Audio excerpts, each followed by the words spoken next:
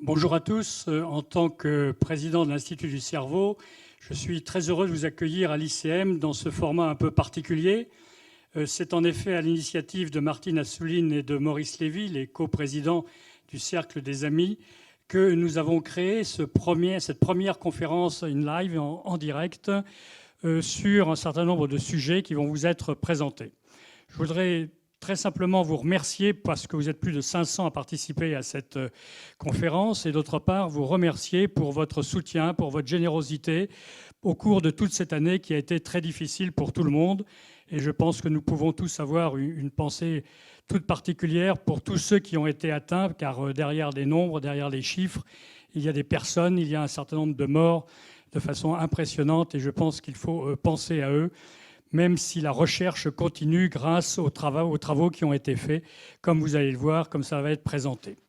En effet, Alexis Brice va vous présenter ce qui a été fait depuis un an, comment on a géré la crise du Covid à l'ICM, comment les 750 chercheurs ont pu continuer à travailler, et puis ensuite, ainsi que vous faire part de l'avancée de la recherche dans un certain nombre de domaines. Puis Céline Loipre vous présentera le Covid et la sclérose en plaques, comment le Covid a agi sur un certain nombre de patients qui avaient déjà une sclérose en plaques. On aura ensuite Nicolas Régnier qui nous présentera un certain nombre de mécanismes montrant comment le Covid, comment ce virus peut atteindre le cerveau et pénétrer le cerveau.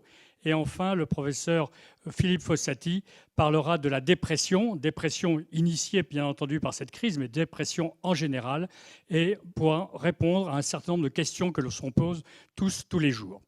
Donc je pense qu'il faut commencer très simplement, très rapidement, avec Alexis Brice qui va vous présenter la situation actuelle. Alexis. Bonjour à toutes et tous. Bienvenue à cette retransmission et à cette nouvelle émission concernant les avancées de l'ICM dans différents domaines. Je suis très heureux de vous retrouver aujourd'hui et de vous faire part de quelques news de notre institut. Ces news, elles concernent évidemment Covid-19, puisqu'il a fallu que tous nous nous adaptions à cette situation nouvelle. Et vous allez voir que les chercheurs de l'ICM ont été en pointe. Ces chercheurs se sont distingués par des projets de recherche sur le sujet, qui seront illustrés très prochainement, mais aussi tous les médecins-chercheurs, tous les cliniciens-chercheurs de l'Institut ont participé aux actions de l'hôpital pour prendre en charge les patients au moment de cette crise. Et puis enfin, au niveau de l'Institut lui-même, nous avons tout fait pour sécuriser la venue des chercheurs et pour pouvoir poursuivre au maximum les recherches qui étaient menées dans l'Institut. C'était vraiment un enjeu. On a été obligé de ralentir, bien entendu, mais on a toujours préservé au maximum notre potentiel de recherche et la sécurité des chercheurs. Et un des exemples, c'est les tests qui ont été développés in situ, tests salivaires, qui ont permis aux chercheurs de pouvoir se tester quand ils avaient un doute ou simplement pour savoir s'ils étaient porteurs. Et grâce à ces tests, pratiqués maintenant depuis environ un an, il n'y a pas eu de cluster au sein de l'Institut. Donc on est très heureux de ce résultat qui a permis vraiment de poursuivre le travail de recherche en profondeur mené depuis des années. Alors, revenons au Covid, revenons à la recherche sur ce sujet qui est menée à l'Institut.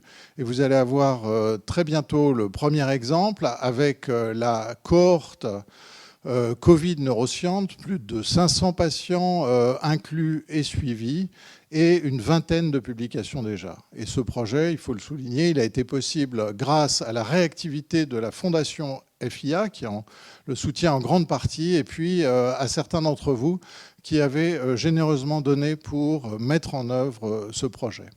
Mais à côté de ce projet qui concerne des patients et des patients l'atteintes neurologiques ou psychiatriques de certains patients atteints de Covid, ou l'effet de l'infection sur des patients avec des pathologies du système nerveux préexistantes, eh bien, à côté de ce grand projet, plusieurs projets précliniques réalisés en collaboration avec l'Université de Yale et avec l'Institut Pasteur sont en cours et donnent des résultats intéressants dont vous verrez un des exemples avec Nicolas Régnier dans quelques minutes.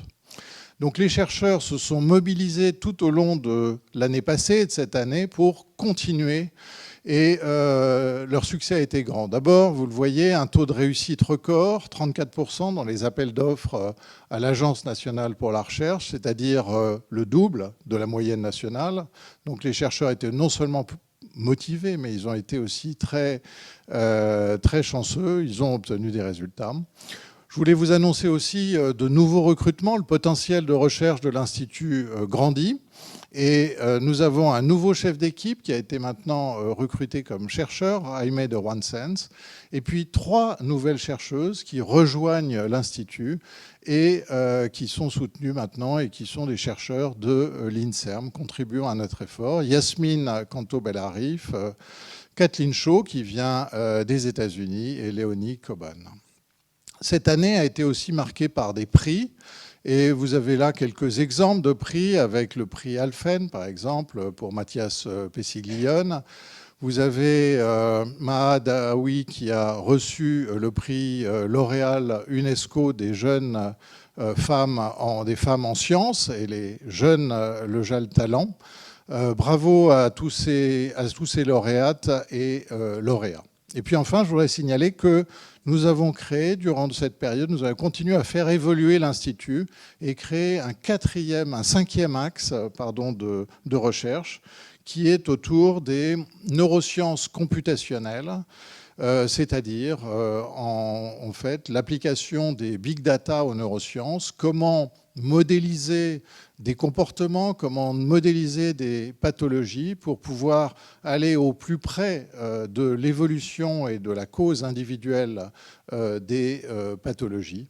Et donc, ce nouvel axe constitue une avancée pour nos chercheurs et il comporte de nombreux chercheurs qui viennent du domaine des mathématiques, des statistiques, de l'informatique, qui viennent enrichir notre institut et ses approches. Je voudrais terminer en vous parlant de 3 résultats récents de nos chercheurs de l'année 2020 qui sont extrêmement brillants. Et ces 3 exemples concernent pour le premier un travail de l'équipe de Nicolas Régnier, que vous allez entendre ensuite sur le sujet Covid. Il a réalisé pour la première fois une cartographie complète de la vascularisation cérébrale chez la souris.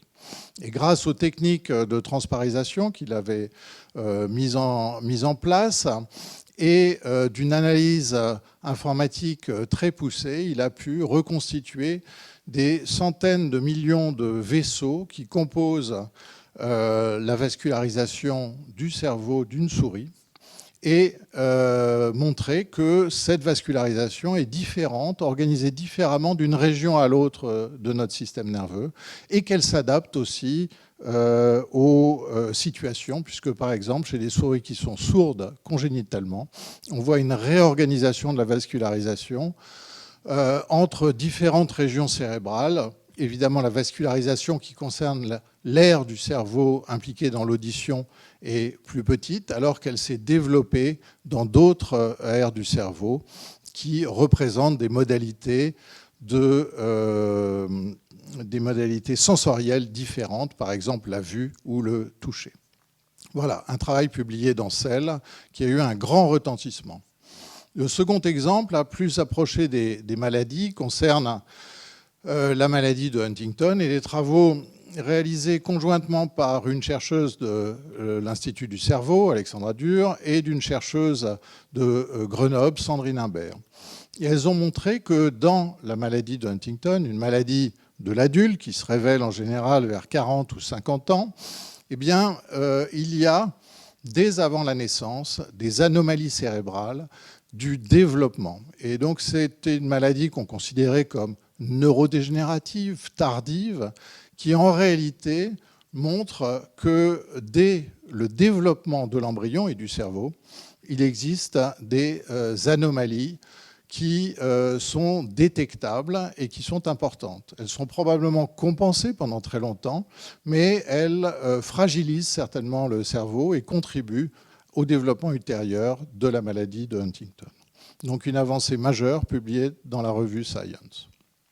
Le dernier exemple que je voudrais prendre, c'est celui de la sclérose latérale amyotrophique, une maladie au pronostic extrêmement défavorable, d'évolution très rapide, pour laquelle on manque désespérément de traitements pour modifier, ralentir l'évolution de la maladie. Et là, l'équipe de Séverine Boilet, ici, dans un modèle chez la souris, a montré qu'il était possible de modifier des cellules sanguines, des cellules immunitaires qu'on appelle les macrophages, et en les modifiant génétiquement, elles pouvaient se mettre à protéger les souris de la maladie et à ralentir sa progression. Ce qui montre qu'on pourrait intervenir de la même façon chez l'homme pour modifier les cellules sanguines et avoir un impact sur la progression de la maladie. C'est évidemment un espoir, mais c'est une démonstration très brillante de cette possibilité qui a été faite et publiée dans la revue Nature Neuroscience. Donc voilà pour les actualités de l'Institut. Vous voyez une dynamique de recherche extrêmement forte.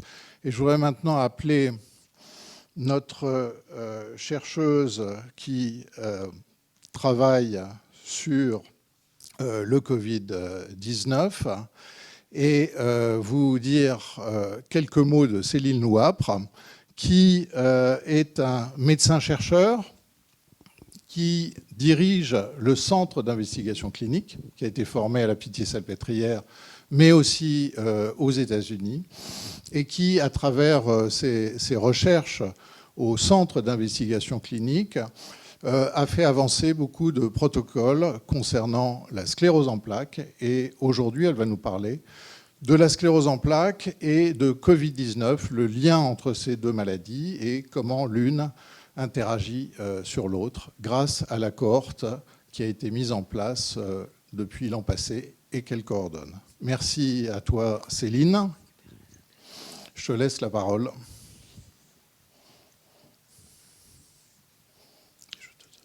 Merci beaucoup. Alors, je vais une petite tentative. Je vais le poser là. Hop. Je reviens. Les distances sont respectées. Voilà. Bonjour à tous. C'est vraiment un très grand plaisir pour moi de vous voir à distance. J'espère que je pourrai vous expliquer un petit peu tout ce qui a été fait depuis un petit peu plus d'un an maintenant concernant un exemple très concret d'impact de l'infection Covid-19 chez les patients qui ont une sclérose en plaques. Là, en l'occurrence, il s'agit d'une cohorte de patients français, francophones, et puis d'autres travaux similaires ont été faits ultérieurement dans d'autres pays, notamment en Italie et aux États-Unis. Alors, retour en mars 2020. Que se passe-t-il? L'infection Covid débarque, on ferme tout. Et nous, les patients et les neurologues, pas que les patients, se sont retrouvés avec de nombreuses questions. Est-ce qu'on est à risque? Est-ce qu'on doit faire des choses particulières? Et en particulier, nos patients qui ont une sclérose en plaques, pour une grande partie, ont des traitements qui modifient leur système immunitaire. Il s'agit d'une maladie auto-immune, dysimmunitaire, dans laquelle on a une activation. Et donc, ces patients, on les traite très souvent par ce type de médicaments. Est-ce qu'ils sont à risque? Donc, voilà les questions posées. Est-ce que chez nous, on va avoir une sévérité de l'infection Covid plus importante? Et quels sont ces facteurs de risque qui pourraient déterminer que l'on développe une forme sévère de Covid ou non? Alors, pour répondre à cette question, on va dire qu'on avait à l'Institut du cerveau un terreau favorable, puisqu'on a des équipes, vous avez entendu le professeur Brice, des équipes de recherche. On a des cliniciens, on est implanté au sein de la Pitié-Salpêtrière. Et on a toute une équipe d'attachés de recherche clinique et de chefs de projet qui nous permettent de collecter des données efficacement, précisément, et de faire des analyses quasiment en temps réel. Et ça a été vraiment notre force. Très régulièrement, au cours de l'épidémie, dès début avril, on a pu déjà donner des réponses et on les donnait par des conférences, des webinars avec toute la communauté des neurologues et puis très rapidement les patients et les associations de patients. Alors ce registre, qui est le premier registre qui a été mis en place dans le monde, c'est le registre Covisep. qui collectait, on va dire, les données sur l'histoire de la sclérose en plaques et puis les données sur la sévérité de l'infection chez les patients. Donc, est-ce que les patients avaient fait une forme plus ou moins bénigne, on va dire, d'infection Covid ou plus ou moins grave? Donc, on avait une échelle qui est une échelle internationale qui permettait de coter, on va dire, la sévérité du Covid. Et donc là, je vais vous présenter les résultats de ce qu'on a pu observer maintenant avec plus d'1 an de recul. Mais ces données avaient été publiées dans la revue JAMA Neurologie dès le mois de juin, avec donc des résultats qui dataient du mois de mai. Donc pour vous dire, ça a été très vite. Et les consignes, on va dire, ou les recommandations internationales ont été adaptées à partir de ces résultats. Donc un impact sur la pratique et la prise en charge des patients qui a été presque immédiate. Alors voici actuellement, on a un petit peu plus de 1200 patients qui sont enregistrés dans la base Covisep, qui ont donné leur consentement pour être enregistrés dans cette base de données. La moyenne d'âge des patients, c'est 44 ans. Une grande partie des patients ont une forme d'évolution de la maladie avec poussée. Et puis, comme je vous disais, une grande partie des patients reçoivent des traitements de la sclérose en plaques. On a à peu près 20% des patients qui ne recevaient pas de traitement de la sclérose en plaques. On a une façon de mesurer le handicap neurologique avec une échelle qui s'appelle le score EDSS. Donc, on mesurait le score EDSS qui est plutôt bas, on va dire, en moyenne dans notre cohorte. Et puis, on a regardé également, ça c'était très important, est-ce que les patients avaient d'autres pathologies? Donc, on a regardé s'il y avait des pathologies cardiovasculaires, diabète, etc. Voilà, donc on a recueilli tout ça et on a pu déjà constater que les symptômes de la Covid-19 étaient relativement similaires à ceux de la population générale, avec essentiellement une fatigue, de la fièvre, des maux de tête. La moitié des patients avaient une anosmie. Il faut savoir qu'au tout début, on ne savait pas que ce virus pouvait donner des troubles de l'odorat. Donc à partir du mois de mars, on s'en est assez vite rendu compte. Donc la moitié des patients ont eu une anosmie et puis des troubles respiratoires pour à peu près 30% des patients. Les patients qui avaient une fièvre et des troubles respiratoires étaient un peu plus à risque d'hospitalisation. Les patients qui avaient des troubles de l'odorat et des maux de tête étaient un petit peu moins à risque d'hospitalisation. Ensuite, on a regardé un petit peu les résultats globaux de la cohorte. Environ 12% des patients qui ont participé à ce registre ont eu ce qu'on appelle, nous, un Covid sévère, c'est-à-dire au moins une hospitalisation. Et 1,3% des patients sont décédés de la Covid-19 parmi tous les patients qui sont enregistrés. Il faut savoir qu'au tout début, quand on a commencé à regarder les données, c'était des données un petit peu différentes puisqu'on ne testait pas tout le monde et on avait surtout les cas les plus graves qui étaient rapportés. Donc maintenant, on a un accès au dépistage qui est bien plus large et qui nous permet un petit peu de réajuster nos chiffres avec le temps. Et on a regardé surtout, ça c'était la question qui taraudait le plus les neurologues et les patients, quel est le lien avec les traitements de la maladie. Donc on a regardé, vous avez un petit code couleur où on voit les différents traitements de fond de la maladie. Donc les deux grandes barres longues, c'est là où on peut observer que les patients ont eu les formes les plus bénignes de Covid, ils n'ont pas été hospitalisés. Et tout en haut, les barres les plus courtes, ce sont les formes les plus graves de Covid-19. Et quand on regarde par groupe de traitement, on peut voir qu'une partie des patients qui ont une forme sévère étaient des patients sans traitement de fond. On va voir pourquoi. Et puis d'autres patients aussi en bleu foncé, là, c'était des patients qui avaient des immunosuppresseurs un petit peu forts. Donc on va regarder par des analyses statistiques un petit peu quel est le lien entre chacune de ces variables et la sévérité de l'infection Covid. Donc déjà, on a retrouvé des choses qu'on connaît, heureusement, quelque part, je dirais, dans le reste de la population générale. C'est-à-dire que l'âge est associé à une sévérité plus importante. Les patients qui étaient hospitalisés, ils avaient en moyenne plutôt 55 ans, contre 40 ans pour les patients qui n'étaient pas hospitalisés. Mais nous, on avait une particularité également. La sclérose en plaques peut donner du handicap neurologique. On le mesure avec le score EDSS. Et donc là, ce qu'on a pu observer, c'est que les patients qui avaient une forme plus grave de Covid-19 avaient aussi un score de handicap neurologique plus important. Voilà, avec un score qu'on cote à 6, c'est-à-dire nécessité d'utiliser une aide pour la marche ou plus élevé, nécessité d'utiliser un fauteuil roulant, par rapport aux patients qui n'ont pas été hospitalisés, qui avaient en moyenne un score à 2, donc quelques difficultés, mais pas majeures. Et puis, il y a eu la forme de la maladie. La plupart des patients qui n'étaient pas hospitalisés avaient une forme avec des poussées, tandis que la moitié des patients qui étaient hospitalisés avaient une forme progressive, une forme plus évolutive. Et lorsqu'on combine un petit peu toutes ces mesures avec des analyses statistiques, on a identifié plusieurs choses qui ont changé notre pratique. Donc comme je vous disais, l'âge, le fait d'être un homme aussi, c'est connu que c'est associé à la sévérité du Covid. Les autres pathologies, ça on l'a bien retrouvé, mais de façon spécifique à la sclérose en plaques, le handicap neurologique de façon importante. C'était même le premier facteur de risque de faire une forme grave. Et l'autre facteur important qu'on a pu identifier, c'est un des traitements les plus immunosuppresseurs qu'on utilise dans cette pathologie, qui a permis pour nous d'ajuster les conseils qu'on peut donner aux patients et la recommandation concernant la prévention de la Covid-19. Et donc, on a pu mesurer un peu le poids de chacune de ces variables pour expliquer la sévérité du Covid. Comme je vous disais en premier, c'est ce fameux score de handicap neurologique, le score EDSS. Et puis, dans une moindre mesure, l'âge, les traitements et les autres pathologies. Voilà, donc en conclusion, très rapidement, grâce aux différentes équipes qui constituent l'Institut, les cliniciens, l'équipe du Centre d'investigation clinique et surtout les chefs de projet et toute l'équipe d'analyse derrière qui est vraiment en soutien de cette étude, on a pu répondre aux deux questions qui se sont posées. On était les premiers à pouvoir y répondre. Donc l'évolution de Covid-19 était globalement favorable chez les patients atteints de sclérose en plaques, 12% d'hospitalisation, 1,3% de décès, mais on a identifié les facteurs de risque de la sévérité, donc le handicap neurologique en tout premier, l'âge, les maladies cardiovasculaires associées, les traitements, certains traitements très immunosuppresseurs qui agissent sur certaines cellules immunitaires, et puis les traitements par corticoïdes aussi qu'on utilise de temps en temps dans cette pathologie. Et puis on ne s'est pas arrêté là parce qu'on a encore d'autres questions. Vous voyez bien, chaque jour, on a des nouvelles choses qui nous arrivent. Et on a regardé un petit peu quelle était la réponse immunitaire après l'infection chez les patients qui ont une sclérose en plaques. Et là, c'est pareil, on est probablement dans les premières équipes à avoir des résultats. Les patients qui ont des traitements immunosuppresseurs forts fabriquent à peu près 2 fois moins d'anticorps. Vous voyez la barre bleu ciel à droite, 2 fois moins d'anticorps que les patients qui ont d'autres groupes de traitement. Et ceux qui fabriquent des anticorps ont un taux d'anticorps 2 fois plus bas que le reste des patients. Donc une surveillance accrue des patients qui ont les traitements immunosuppresseurs les plus forts. Et bien entendu, on continue avec la vaccination qui va être suivie également au centre d'investigation clinique pour voir un petit peu si les patients vont répondre correctement à la vaccination et seront bien protégés. Voilà, donc l'ensemble des acteurs qui ont permis à ce travail de se faire surtout en temps réel.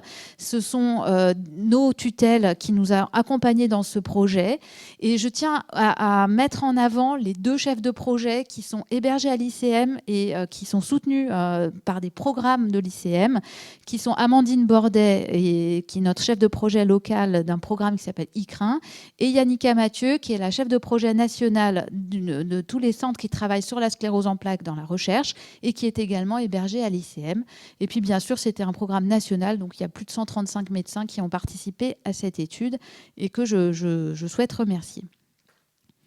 Voilà pour la présentation de Covisep. Merci Céline, c'était extrêmement clair et intéressant. On voit qu'effectivement, cette infection par Covid-19 a un impact sur la sclérose en plaques et que la sévérité de la sclérose en plaques est un facteur déterminant. Cette étude a été menée très rapidement grâce aux soutiens qui ont pu être mobilisés à toute vitesse et vous a permis d'être dans les tout premiers à l'échelle mondiale à avoir pu étudier les conséquences de l'infection Covid dans la sclérose en plaques. Mais maintenant qu'on a vu que le virus peut pénétrer dans le système nerveux, en tout cas avoir une atteinte de certaines parties du système nerveux, il nous a paru intéressant de vous éclairer un peu sur la question comment le virus pénètre-t-il dans le système nerveux, et c'est la question à laquelle a répondu Nicolas Régnier. Alors Nicolas Régnier, je vous l'introduis, c'est un de nos jeunes chercheurs qui est là depuis 2017. Il est chef d'équipe et il a été formé auparavant à l'Institut de la Vision, pas très loin d'ici, pour sa thèse de sciences.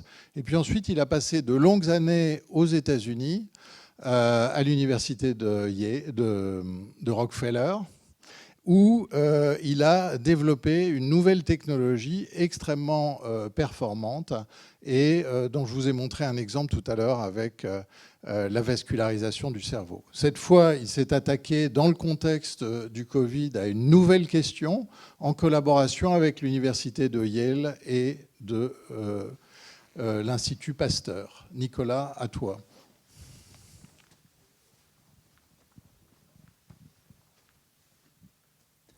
Oui, merci beaucoup, Alexis. Donc, en fait, il y a à peu près un an, on était au premier confinement et nous sommes rendus compte que finalement, comme vous l'avez déjà entendu, le Covid-19 n'était pas uniquement une maladie des voies respiratoires et des voies respiratoires basses, mais pouvait affecter les patients d'un point de vue neurologique.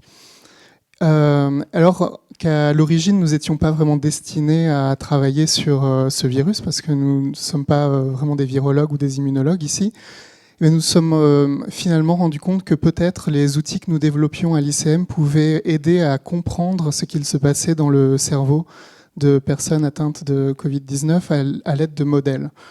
Et donc en fait, nous avons commencé à travailler en collaboration avec des chercheurs de l'université de Yale et des chercheurs de l'Institut Pasteur pour essayer de comprendre l'interaction du virus avec le cerveau. Alors pourquoi nous étions positionnés pour le faire? C'est en fait finalement juste avant ce premier confinement, comme vous l'aviez entendu, nous avions développé cet outil qui permettait de reconstruire la vascularisation cérébrale. Et en fait, cet outil ne se limite pas uniquement à reconstruire les vaisseaux sanguins, mais en fait, on peut réellement avoir une carte moléculaire du cerveau à très haute résolution et en 3 dimensions. Et donc, notre ambition, c'était d'utiliser ces cartes tridimensionnelles à l'échelle moléculaire pour pouvoir essayer de détecter la présence du virus dans le cerveau. Alors pour ça, il faut avoir des modèles d'études et c'est grâce à nos collaborateurs de l'Institut Pasteur et de l'Université de Yale que nous avons pu faire ça. Donc ici, vous voyez un exemple, en fait, c'est le museau d'un animal qui a été infecté par le virus de manière naturelle, par nébulisation. Et en fait, en pourpre, vous voyez la distribution du virus dans les narines de cet animal, en fait. Et tous les petits points que vous voyez sont en fait des neurones olfactifs de l'épithélium olfactif de cet animal. Donc on peut vraiment en fait rentrer virtuellement à l'intérieur des narines de ce hamster en fait et voir ces neurones de l'épithélium olfactif infectés. Donc ça, c'était déjà la première surprise, c'était que finalement le virus n'était pas que dans les voies respiratoires inférieures, mais infectait aussi l'entrée des voies respiratoires. Ensuite, on va aller un peu plus loin dans le système olfactif de l'animal. Et là, vous voyez en fait dans les bulbes olfactifs de ces animaux, tous les petits points de couleur que vous voyez en fait sont des neurones qui ont été infectés par le virus. Alors là, vous allez voir en rouge, ce qui apparaît est le nerf olfactif qui vient du coup du nez, qui arrive dans le cerveau. Et vous voyez en fait la distribution des neurones infectés autour du nerf olfactif. Donc ça, c'était vraiment une très grande surprise parce que ça veut dire que le virus a été capable de sauter d'un neurone à un autre pour aller du neurone dans le nez de l'épithélium olfactif à un neurone central à l'intérieur du cerveau et infecter ces neurones centraux en fait. Donc c'est une hypothèse qu'on est en train d'essayer de poursuivre avec Pierre-Marie Liédot de l'Institut Pasteur pour essayer de comprendre si cette infection des bulbes olfactifs pouvait être une des causes possibles de l'anosmie en fait, et des difficultés de certains patients à récupérer de l'anosmie. Ensuite, nous avons regardé dans ces mêmes animaux le reste du cerveau. Et alors là, vous voyez en fait en bleu, ce sont les vaisseaux sanguins qui rentrent dans le cortex. Et en mauve, c'est le virus. Donc en fait, la grande bande que vous voyez, c'est le choroïde, le plexus choroïde, qui est très très fortement infecté par le virus. Et là, en fait, en blanc, vous voyez des vaisseaux qui ont un aspect un peu étrange. En fait, ce sont des veines qui rentrent dans le cortex et qui sont en fait inflammées. Et elles apparaissent en blanc parce que on peut détecter la présence du virus dans ces veines. Donc en fait, les techniques de cartographie à haute résolution que nous avons ont permis de voir à l'échelle du cerveau entier que en fait, l'infection du virus ne se limitait pas à certains neurones du système olfactif, mais en plus pouvait être présente dans le système veineux cérébral. Comme on peut voir ici, en fait, tous les vaisseaux que vous voyez apparaître en bleu très brillant, en fait, sont des vaisseaux qui ont un fort niveau d'inflammation et de la présence du virus. Donc là, pour nous, c'était aussi un peu une sorte de confirmation potentiellement des lésions que l'on peut voir chez les patients, chez certains patients en fait, atteints de cette maladie. Et donc en fait, ce que nous voulions savoir, c'est finalement quelle est la conséquence de la présence du virus dans certains neurones. Alors pour cela, nous avons utilisé en fait un autre modèle qui a été développé aux États-Unis et auquel on a été en fait des bénéficiaires on va dire en avant-première mondiale d'utiliser en fait ces modèles murins qui peuvent être infectés par le virus. Ici, en fait, en vert, vous voyez un cerveau de souris et en rouge, vous voyez des neurones qui ont été infectés par le virus, en fait. Et donc, dans ce modèle murin, en fait, on peut apprécier à quel point, une fois que certains neurones ont été affectés, d'autres neurones peuvent être infectés et le virus peut sauter ainsi de neurone en neurone à l'intérieur du cerveau. Alors, je souhaite préciser ici, c'est un modèle artificiel, ce n'est pas nécessairement ce qui va se passer chez les patients. C'est un modèle qui tend à vouloir nous montrer qu'est-ce qui se passe quand des neurones sont infectés par ce virus. Et donc, en fait, nos collaborateurs américains avaient développé ce qu'on appelle un modèle d'organoïdes à partir de ces neurones infectés. C'est-à-dire qu'en fait, ils peuvent recréer dans des boîtes de pétri les conditions d'infection de ces neurones in vitro. Et ils ont pu voir en fait que ces neurones in vitro, c'est-à-dire dans des systèmes en dehors du cerveau, ces neurones pouvaient exprimer en fait ce qu'on appelle des marqueurs d'hypoxie, c'est-à-dire qu'en fait ces neurones manquaient d'oxygène. Et donc la question que nous nous sommes posée, c'est donc si on a en fait beaucoup de neurones infectés dans ces cerveaux qui manquent d'oxygène, qu'est-ce qui va potentiellement se passer en fait ? Donc là, c'est un peu la seule image de science dure, entre guillemets, que je montre ici, mais qui est issue de la publication que nous avons faite avec nos collaborateurs américains, qui est sortie dans le Journal of Experimental Medicine, où en fait, là, vous pouvez voir que les reconstructions tridimensionnelles de la vascularisation cérébrale nous montrent en fait une souris normale à gauche, une souris infectée par le virus dans le cortex à droite, et on peut voir en fait une réorganisation massive des arbres artério-veineux et capillaires dans le cortex. Donc en fait, ce que ceci nous montre, c'est que potentiellement le virus peut affecter même la stabilisation et la topographie vasculaire dans le cerveau, ce qui potentiellement pourrait avoir des effets à long terme. Alors, cela dit, là ici, nous sommes vraiment dans des stades d'études précliniques très en amont, en fait. Et ce que je vais vous dire, c'est que donc on pense qu'il y a deux voies d'entrée possibles du virus. C'est-à-dire que le virus peut infecter directement les neurones olfactifs et sauter en fait de l'épithélium olfactif du nez jusqu'au bulbe olfactif dans le cerveau. Et le cerveau se retrouve clairement dans la circulation sanguine cérébrale et peut infecter les veines dans le cerveau par rapport à la circulation générale en fait. Alors, il reste quand même des grosses questions à répondre en fait. C'est-à-dire que là, les données que nous avons analysées sont des données qui ont été obtenues sur des modèles. Donc le modèle est là jusqu'à ce qu'on prouve qu'il n'est pas correct, entre guillemets. C'est-à-dire qu'il faut valider maintenant ces données-là, voir si on arrive à retrouver des effets similaires chez des patients. Il faut aussi essayer de comprendre le lien entre les symptômes neurologiques et ces données d'infection que nous avons obtenues. C'est-à-dire que la présence du virus que nous avons détecté ne veut pas dire nécessairement que c'est la cause des symptômes neurologiques. Et donc, en fait, là, ce qu'on vous présente, c'est vraiment une histoire très préliminaire qui est en fait vraiment au début de notre compréhension de cette maladie.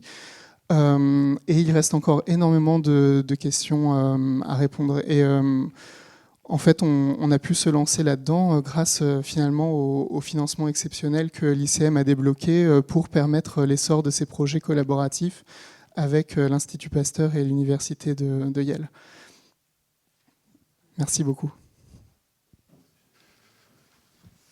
Un grand merci Nicolas pour cette présentation extrêmement bien illustrée. C'était magnifique.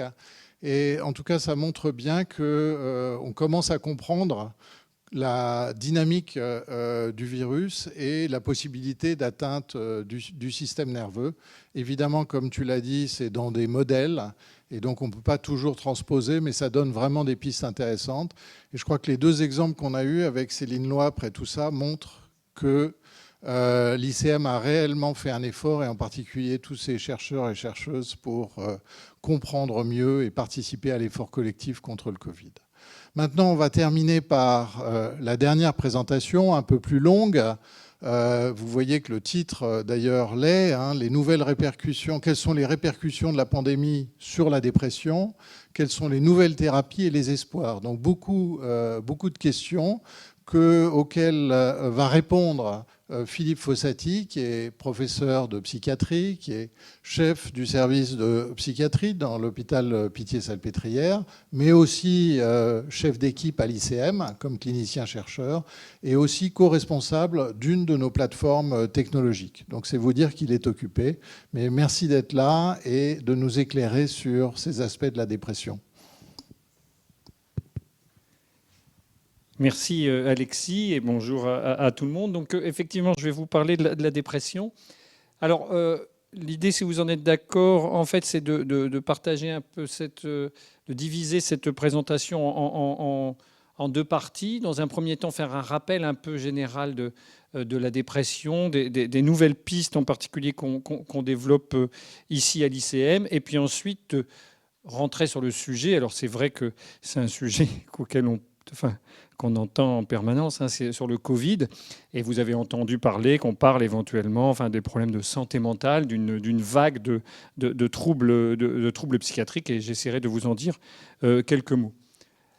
Alors, la dépression, en fait, certains d'entre vous ont déjà probablement vu cette diapositive, mais en fait, c'est pour rappeler qu'en fait, c'est une affection qui est hautement prévalente. Hein. On estime à peu près à 300 millions la prévalence de la dépression sur le monde entier.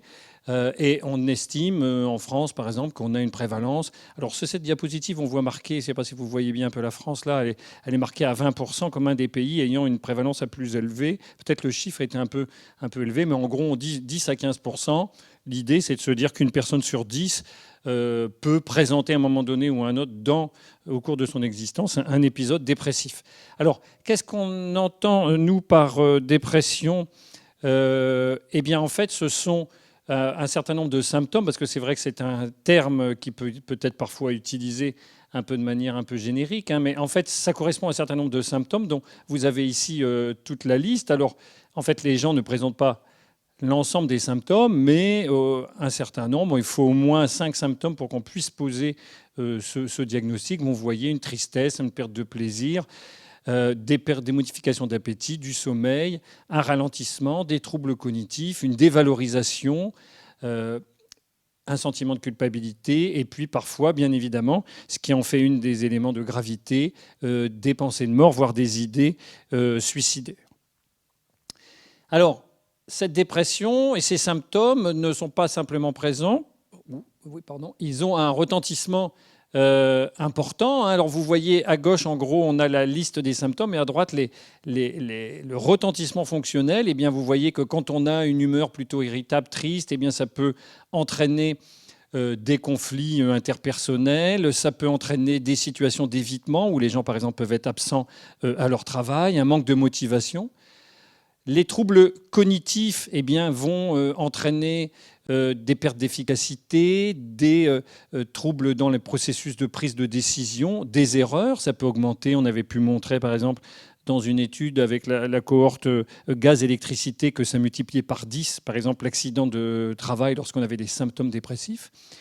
Et puis, si on regarde les symptômes physiques, eh bien, ça entraîne de la fatigue. Les troubles du sommeil font qu'on peut avoir du retard au travail, voire un absentéisme. Et ça, c'est important parce qu'on voit qu'en fait, les symptômes dépressifs peuvent avoir un certain nombre de conséquences qui peuvent eux-mêmes renforcer ces symptômes dépressifs et donc créer en quelque sorte une sorte de cercle vicieux. Alors, ça, c'est une diapo qui montre justement le coût de la dépression. Et en fait, on s'aperçoit que le coût de la dépression, il n'est pas simplement lié à le coût direct des soins, de l'hospitalisation, de la prise en charge des médicaments, mais en fait c'est le coût indirect, le coût économique, qui est lié à la perte de productivité des patients, à l'absentéisme, à l'arrêt de travail, et même parfois ce qu'on appelle au présentéisme, c'est-à-dire que les gens sont à leur travail, mais en fait ne sont plus efficaces, ne sont plus productifs. Alors, les besoins en termes de recherche qu'on essaye, grâce à votre aide aussi à l'ICM, auxquels on essaye de répondre, eh bien, d'abord, la dépression, comme je vous l'ai dit, en fait, est définie actuellement principalement par le recueil de symptômes cliniques, et il serait bien qu'on puisse la définir à un niveau biologique en faisant des prises de sang, des examens radiologiques, et ce n'est pas encore le cas. Donc définir ce qu'on appelle des biomarqueurs qui faciliteraient les diagnostics, mais aussi faciliteraient éventuellement le suivi, voire l'émergence de nouvelles méthodes thérapeutiques. Et puis, bien évidemment, on essaye, et je vous en dirai quelques mots après, de développer des nouvelles pistes thérapeutiques, et puis pistes thérapeutiques qui devraient être un peu comme on a des antibiotiques. Vous savez, quand vous avez une infection bactérienne, eh bien, on fait ce qu'on appelle un antibiogramme. Eh bien, ça serait bien qu'on ait un jour une sorte d'antidépressiogramme, c'est-à-dire qu'on puisse dire tel patient a besoin de tel traitement spécifique, ce qui, bien évidemment, serait mieux pour les patients et permettrait également d'économiser, de réduire, l'impact médico-économique de cette affection. Donc ça, un peu les pistes actuellement, on ne va pas pouvoir tous les développer bien évidemment, mais juste pour dire en fait la complexité du trouble auquel on a à faire face, eh bien, un certain nombre de pistes, bien évidemment le cerveau est un organe central dans l'explication des troubles dépressifs, mais on sait qu'il y a des facteurs environnementaux qui peuvent jouer, on reparlera de ça à propos également du Covid, des facteurs génétiques, des facteurs inflammation, là aussi le Covid peut intervenir, et puis aussi même, on sait, vous connaissez un peu ces pistes de recherche, comme par exemple le microbiote intestinal. Alors, au niveau des traitements, cette diapositive, en fait, elle est à la fois positive et négative, j'allais dire, parce que quand on la voit, on se dit, bon, ben, c'est bien, on a beaucoup de traitements, et donc ça laisse penser qu'on peut couvrir les besoins médicaux liés à la dépression. Mais en fait, si on reprend la citation d'un général de Napoléon, l'abondance de la mitraille masque probablement la précision du tir.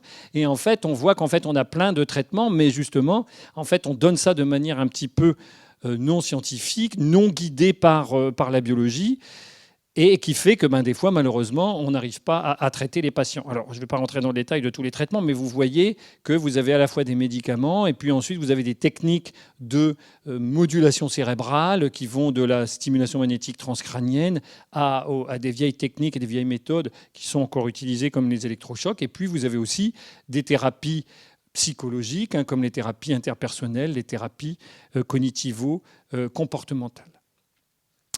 Alors, récemment, justement, pour évoquer un certain nombre de pistes et qui sont soit développées ou soit explorées au niveau de l'ICM, on a, par exemple, tout un certain nombre de composés qui ciblent vraiment des substances, on va dire, ou des neuromédiateurs ou des neurotransmetteurs différents. Classiquement, les antidépresseurs ciblent, vous avez déjà entendu parler, comme par exemple le Prozac, ça cible, on dit, la sérotonine ou la noradrénaline ou la dopamine. En fait, on voit commencer à apparaître des nouveaux médicaments qui soit sont déjà utilisés, alors on ne les a pas encore en France, comme par exemple le brexanolone, qui en fait est un dérivé hormonal, et qui est utilisé dans la dépression du postpartum et qui est un vrai problème aussi, puisque vous savez que la première cause de mortalité dans le postpartum actuellement, ça devient le suicide dans le cadre de dépression. Et puis on a par exemple, alors toujours dans le cadre de ces neurostéroïdes, donc en fait ce sont des molécules qui sont dérivées du cholestérol. On a un travail, nous, et j'ai l'honneur de coordonner sur le plan national avec l'équipe d'Étienne-Émile Beaulieu, un essai thérapeutique sur ce qu'on appelle le MAP 4343, qui en fait est un neurostéroïde, mais qui cible complètement quelque chose de différent, c'est-à-dire qui cible ce qu'on appelle les microtubules, qui permet d'améliorer le transport intraneuronal et de faciliter les transmissions en quelque sorte neuronales. Et puis vous avez certainement entendu parler aussi de la réutilisation, du repositionnement, on dit parfois en termes pharmacologiques, de substances, comme par exemple les substances anesthésiques, la kétamine, donc je vais vous parler après, et puis des substances même psychédéliques qui ont été utilisées comme drogue récréative dans les années 60-70 et auxquelles on revient et qui sembleraient présenter un intérêt. Ce qui est nouveau avec ces traitements, et ça je pense qu'on vit vraiment une période très, très excitante par rapport à ça, c'est qu'en fait, habituellement, les antidépresseurs classiques, si on prend les médicaments classiques, comme par exemple le Prozac, qui est un des plus connus, eh bien en fait, on sait que ces traitements mettent au moins 4 à 6 semaines avant de commencer à effectuer leur action thérapeutique. Or, ces médicaments, comme par exemple la kétamine, qu'on utilise nous beaucoup dans le service à la Salpêtrière, mais aussi dans un cadre de but de recherche, eh bien, ces traitements agissent parfois en quelques heures ou en moins de 24 heures et de manière durable. Ce qui veut dire qu'on a vraiment un changement complet dans la perspective que l'on peut mettre en place dans la prise en charge de ces patients déprimés. Alors, peut-être une diapo un peu complexe. En fait, c'était juste pour rappeler un peu les différentes substances qui peuvent être utilisées. Je ne sais pas si vous la voyez bien. En fait, ce qui est intéressant dans ces produits, donc, alors les antéogènes, alors c'est des produits qui ont été utilisés avant pour modifier en quelque sorte les états de conscience et en vue du spiritualisme ou du chamanisme, mais c'est ça qu'on appelle un peu les psychédéliques. Il y a juste par exemple un essai thérapeutique qui vient d'être publié là cette semaine dans le dernier issue du New England sur l'intérêt de la psilocybine, qui était un vieil psychédélique utilisé dans les années 60-70 et qui donc montre son effet dans la dépression. Et puis vous avez la kétamine. Alors maintenant, il y a aussi un dérivé qui a été développé par le laboratoire Janssen qui s'appelle l'eskétamine, qui en fait est un anesthésiant utilisé au départ en anesthésie pédiatrique, utilisé aussi par les vétérinaires, et qu'on a utilisé aussi pour les douleurs et qui en fait cible complètement des processus et des molécules différentes, en particulier le système glutamatergique. Ce qui est intéressant avec ces produits, en fait, encore une fois, je vous disais, c'est qu'ils donnent des effets rapides et ils provoquent ce qu'on appelle des états particuliers dont je vais un peu vous illustrer par quelques diapos. Ce qu'on appelle des états dissociatifs. Donc en gros, par exemple pour la kétamine, les malades viennent chez nous dans le service, ont en fait une perfusion pendant 2 heures et pendant une perfusion pendant 40 minutes, mais on les surveille pendant 2 heures et pendant cette perfusion, ils peuvent vivre un certain nombre de phénomènes, mais dont on est convaincu, et on est en train d'étudier ça, qu'ils contribuent à l'effet antidépresseur. Alors, c'est quoi ces phénomènes ? Alors, voilà, on a par exemple des patients, là, ce sont vraiment des verbatims de patients qui vous disent « J'avais eu l'impression que mon visage se mettait à durcir, comme si j'étais fait en pierre », donc des impressions qui peuvent être parfois désagréables, mais qui souvent, en fait, sont vécues dans le contexte de ces perfusions plutôt de manière agréable. Ensuite, vous avez le patient qui vous dit « Mon corps se mettait à ramollir comme si tous mes membres étaient en guimauve ». Alors, on essaye d'illustrer ça par cette image. Et puis, vous avez... j'avais parfois l'impression de me tenir donc, des expériences d'autoscopie, donc l'impression de sortir de son propre corps. J'avais l'impression de me tenir à côté de mon corps. Et puis, autres éléments, donc vous pouvez lire, je me sentais bien, comme si tout ce qui m'entourait était agréable, tout semble simple et unifié, le temps s'allonge, j'ai l'impression d'être resté des heures, etc. Donc en fait, tous ces phénomènes qu'on appelle ces phénomènes dissociatifs, en fait, on a pu montrer dans la littérature, et on est en train d'étudier les mécanismes, je vais vous en parler un peu après, qu'on a pu montrer que ces phénomènes dissociatifs, en fait, prédisaient à court terme et même à moyen terme, c'est-à-dire à une semaine, mais aussi à un mois, l'efficacité antidépressive. Comme si, en fait, c'est une condition qui permettait l'observation de l'effet rapide antidépresseur. Et alors, comment on peut expliquer ça ? Donc, on peut partir sur des aspects un peu neurobiologiques, mais on peut aussi partir sur des aspects qui est un peu plus le domaine sur lesquels travaille l'équipe de recherche ici avec Liane Schmidt à l'ICM. C'est plus sur des aspects de mécanismes neurocognitifs. Et une des hypothèses que l'on a, c'est en fait les effets sur la révision des croyances. Alors, qu'est-ce qui se passe ? Ça veut dire qu'on sait que les patients déprimés ont des croyances, des attentes vis-à-vis de la survenue d'événements qui peuvent leur arriver ou même arriver à leur entourage, qui sont souvent à la fois caractérisées par deux choses. Premièrement, ces attentes sont négatives. Le malade déprimé s'attend toujours à ce qu'il se passe quelque chose de négatif, mais également à ce que, en fait, il ne tient pas compte éventuellement des informations de l'environnement qui viendraient contredire ces attentes. Alors, dans ce type d'épreuve que l'on a étudié ici, en fait, c'est assez simple. On présente au sujet des événements. Donc, par exemple, ici, vous voyez, est-ce que vous pouvez estimer la probabilité que vous allez avoir un cancer ? Alors bon, là par exemple c'est noté, je crois, parce que je vois pas bien la diapo, mais je crois que c'est noté genre 20%. Et puis on dit aux gens, voilà, d'après ce qui se passe, et d'après votre âge, votre poids, vos facteurs de risque généraux, on peut penser que la probabilité que vous ayez un cancer est de l'ordre de 20%. Donc c'est plutôt une bonne nouvelle pour le patient qui viendrait infirmer sa croyance, puisque lui pensait qu'il allait avoir 8 chances sur 10 d'avoir un cancer. Qu'est-ce qui se passe chez les sujets normaux ? En fait, on le voit un peu à gauche. En fait, en général, les sujets normaux vont bénéficier de cette information positive et vont réviser leurs croyances, alors même qu'ils vont négliger les informations négatives. Si quelqu'un avait dit « j'ai 40% de chance ou de risque d'avoir un cancer » et qu'on lui dit « c'est 60%, c'est une information négative », et bien souvent, les sujets normaux qu'on voit à droite, alors je ne sais pas si j'ai un laser ici, mais qu'on voit...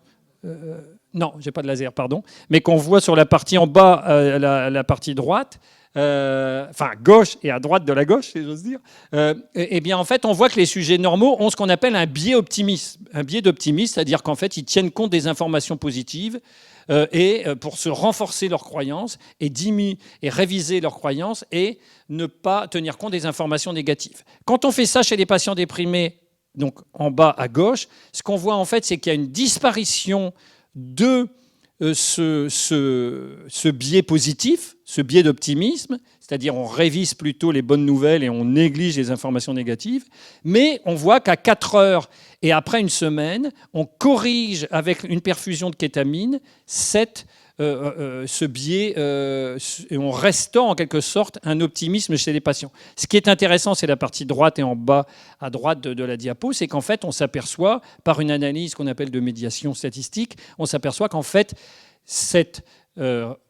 la restauration de ce biais optimisme prédit à 4 semaines les effets thérapeutiques de la kétamine. Et vous verrez que c'est intéressant parce qu'on va voir que tout à l'heure, le Covid a une influence sur ces processus.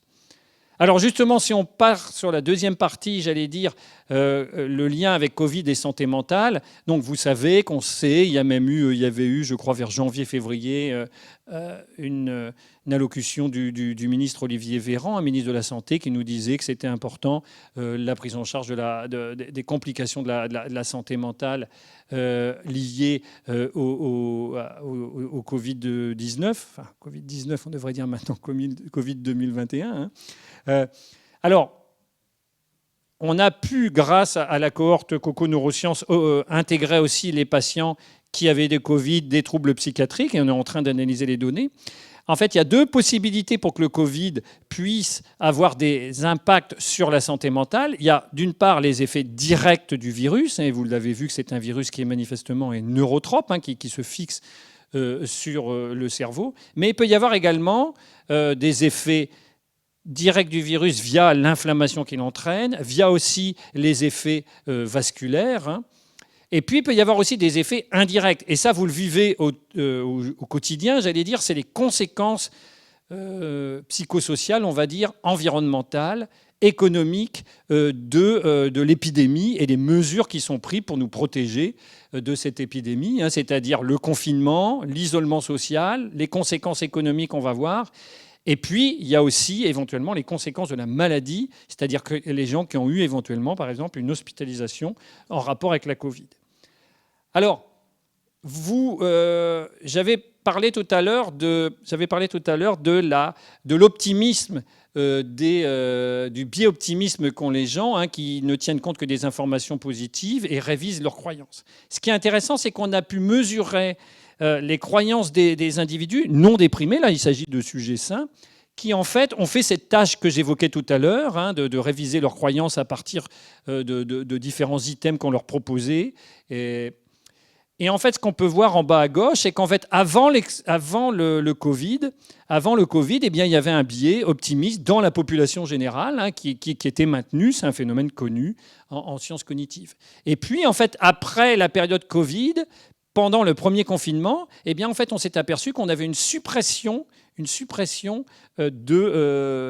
chez des sujets qui n'étaient absolument pas malades, hein, mais en fait qui se comportaient comme s'ils étaient déprimés, en quelque sorte. C'est qu'il y avait une suppression de ce bioptimisme, et on avait répliqué, à droite on a la même observation, on avait répliqué dans 2 autres populations, en fait on avait répliqué ça. Donc on voit là un impact direct, non pas du virus, mais du confinement, de la situation sanitaire, qui fait qu'en fait on a une perte de ce biais optimiste. Alors ça, c'est assez évident, hein, mais il n'empêche qu'on avait pu publier, à l'époque, on avait fait un petit article qui avait fait un peu du bruit dans la grande presse, hein, expliquant est-ce qu'éventuellement ce biais optimiste, et quand on y réfléchit, ce qui se passait il y a un an, c'est vrai qu'avant que d'un seul coup on nous dise de nous confiner, finalement les gens considéraient que finalement cette situation ne nous concernait pas. Il y avait probablement ce biais optimiste qui a probablement participé, j'allais dire, initialement à la diffusion de l'épidémie. Mais on voit aussi également que le cerveau est plastique, hein, il a besoin de s'adapter parce que, je veux dire, il n'est pas maintenir un optimisme dans certaines conditions environnementales dangereuses, en fait, n'est absolument pas adapté. Alors, deuxième élément avait été évoqué. Donc ça, c'est vraiment des résultats très, très préliminaires que je vais vous montrer, mais c'est des résultats de Léonie Cobban, comme avait évoqué tout à l'heure Alexis Brice, qui a été recrutée maintenant comme chercheuse, hein, et qui a intégré notre équipe, et qui en fait a travaillé sur les effets du confinement sur la consommation, par exemple, d'alcool et de nourriture, c'est-à-dire en fait les comportements de santé. En fait, elle a fait 2 enquêtes en ligne. Une première enquête vers la fin du premier confinement, et une deuxième enquête entre juillet et novembre, c'est-à-dire avant le deuxième confinement. En fait, c'est assez simple. Bon, il y a d'autres données, mais là, je vous montre vraiment des résultats préliminaires. Mais ce qu'on montre très simplement, c'est qu'on voit très bien que plus les gens reportaient avoir manqué, se sentir en quelque sorte sevrés de relations sociales, plus ils avaient tendance, et on le voit à gauche, à augmenter leur consommation d'alcool, hein. Et intuitivement, ça semble logique, mais là, c'est montré. Et deuxièmement, plus ils avaient augmenté leur prise de nourriture, et pas forcément de la bonne nourriture. On sait que, par exemple, les gens, en moyenne, ont pris 2 à 2,5 kilos pendant le confinement. Une deuxième période, en automne 2020, confirmée, alors peut-être moins pour la prise de nourriture, mais confirmée pour l'alcool. Donc, clairement, on voyait que les comportements de santé, on n'est pas encore dans la pathologie, hein, là, mais on est simplement que les comportements de santé sont modifiés clairement par le contexte épidémique, et en particulier par le fait qu'on manque, on est isolé socialement. Alors, si on part maintenant vers la dimension vraiment psychiatrique, là c'est un travail, alors qui n'est pas un travail de notre équipe, hein, qui est un travail qui a été publié récemment dans le Lancet Psychiatrie, qui s'est intéressé au risque à 6 mois de développer soit d'un côté des affections neurologiques, soit des affections psychiatriques suite à la survenue d'un Covid. Alors, ce qui est fort dans ce travail, c'est d'abord le nombre de sujets qui ont été évalués. Vous voyez, près de 236 000 patients. Hein. Et ils ont aussi comparé à des gens qui ont eu non seulement le Covid, mais des gens qui ont eu une infection pulmonaire tout venant et une infection pulmonaire en rapport avec la grippe, pour voir un peu s'il y a une spécificité dans cette infection au Covid. Et en fait, ce qui a été noté dans cette étude, alors je n'ai pas noté sur les aspects neurologiques, hein, mais ce qui a été noté ici, c'est qu'il y avait, pour les troubles anxieux et les troubles de l'humeur, c'est-à-dire les troubles dépressifs, on avait une incidence, c'est-à-dire l'apparition de nouveaux cas à 6 mois, significativement différents par rapport à la grippe, par rapport aux autres infections pulmonaires. Donc, ce n'est pas simplement le fait d'être malade, mais c'est le fait d'être malade avec ce Covid entraîné près d'augmentation de l'incidence des troubles anxieux et dépressifs de près de 17%, ou des troubles psychotiques de type schizophrénie, par exemple, de plus de près de 1,4%. 1,4%. Et ce qui était intéressant, on reviendra là-dessus, mais c'est aussi c'était lié à la sévérité. Plus la sévérité était grande de la pathologie, importante, plus les malades étaient hospitalisés en réanimation, plus on avait une observation de ces une augmentation de l'incidence de ces troubles psychiatriques à 6 mois. Nous, on a fait une étude qui est en cours d'analyse, où on a examiné près de 300 patients qui ont été hospitalisés sur le groupe hospitalier en réanimation ou en pneumologie. On les a suivis, mesuré différents paramètres à 3 mois et à 6 mois. Et en fait, on s'aperçoit qu'on a près de 30% des patients hospitalisés qui présentent des symptômes de type troubles psychotraumatiques et qu'on est en train de suivre et d'investiguer. Donc on voit quand même que ce Covid génère des symptômes et des troubles psychiatriques importants. Alors, juste pour justement conclure, je ne sais pas si vous voyez bien les chiffres. Alors là, on sort un peu de la recherche, on est vraiment dans la recherche clinique, j'allais dire, mais ce sont les chiffres qui sont en fait traduisent la consultation aux urgences de nos malades, des malades sur le site Pitié-Salpêtrière. Et en fait, ce que vous voyez, c'est que clairement, en ce qui concerne à la fois ça, c'est les hospitalisations et les admissions aux urgences. Ce qu'on voit clairement, c'est qu'il y a un trou vers mars, avril, mai. C'est sûr que les malades ne venaient plus à l'hôpital il y a un an. Mais par contre, ce qu'on observe maintenant, et c'est toute la complexité de la gestion de la crise Covid actuellement à l'hôpital, c'est qu'on gère le Covid plus et le Covid moins, c'est que vous voyez qu'il y a une augmentation très nette de l'arrivée aux urgences des malades avec des diagnostics soit de troubles anxieux, soit de troubles psychotiques, des malades qui arrivent, qui ont des formes de plus en plus souvent sévères aux urgences, probablement parce qu'ils retardent la consultation. Et c'est pareil aussi pour les... Ici, c'est une autre manière de le représenter. Les 2 premières lignes sont importantes parce que les plus hauts sont à la fois les dépressions et les tentatives de suicide. Et vous voyez qu'il y a une augmentation très claire. Alors, ça chute brutalement, c'est parce qu'en fait, c'est l'arrêt du recueil des données. Ce n'est pas que d'un seul coup, il y a une fin, mais on voit que ça monte, ce qui est quand même assez inquiétant. Alors, pour terminer, en fait, on a vu qu'il pouvait y avoir un effet direct de l'infection. On a vu qu'il y a un effet des mesures qui sont prises avec le confinement. Il peut y avoir aussi un effet indirect, et c'est pour ça que certains ont pu dire que la vague psychiatrique serait la 3e vague. Mais alors maintenant, comme on en est déjà à la 3e vague du virus, je ne sais pas à quel niveau on va en être, si c'est la vague...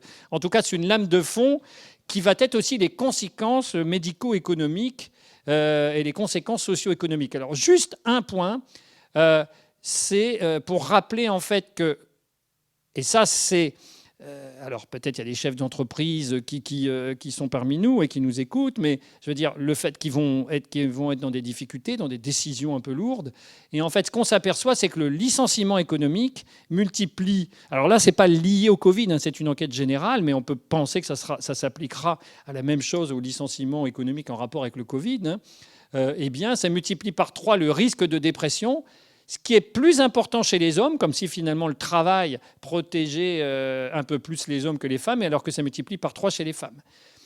L'autre hypothèse, c'est ensuite qui va être viré, parce que là, c'est la sélection du problème du chef d'entreprise. En fait, on s'aperçoit que là, il y a un peu une stigmatisation, puisqu'on s'aperçoit que les gens qui ont des symptômes dépressifs, ça peut déterminer le choix de qui on va licencier. Et en fait, à ce moment-là, il y a une inégalité de genre, puisqu'en fait, la présence de symptômes dépressifs n'influe pas le niveau des licenciements chez les hommes, alors qu'il augmente le risque chez les femmes. Autrement dit, si on est une femme déprimée et qu'il y a un risque de plan social dans l'entreprise, eh bien, on risque peut-être d'être plus touché par ce plan de licenciement. Alors, pour conclure, vous avez noté, mais ça on le savait avant, que la dépression c'est un problème majeur de santé publique, qu'on a des nouveaux traitements et qui sont vraiment, je pense, parce qu'on vous annonce des fois, à chaque fois des nouveautés. Là, on le voit vraiment parce que ça impacte l'organisation des soins. Encore une fois, avoir des traitements qui améliorent les malades de façon durable en quelques jours, alors qu'avant, on mettait 4 à 6 semaines pour les traiter, ça impacte l'organisation des soins, et ce qui est vraiment très, très intéressant. Et puis, vous avez vu, la Covid-19 a un impact majeur, non seulement sur la santé des individus, on a vu sur les comportements de santé, alimentation, prise d'alcool, mais aussi sur les troubles psychiatriques en eux-mêmes. Alors, je n'ai pas parlé des troubles neurologiques, mais Céline en avait déjà parlé. Bien, merci de votre attention. Reste là, Philippe. Merci beaucoup. Tu as réussi le tour de force de nous parler de tout ce qu'il y avait dans le titre, finalement. Ce n'était pas évident. Et malheureusement, on ne peut pas avoir de questions interactives, mais les participants nous ont déjà posé des questions.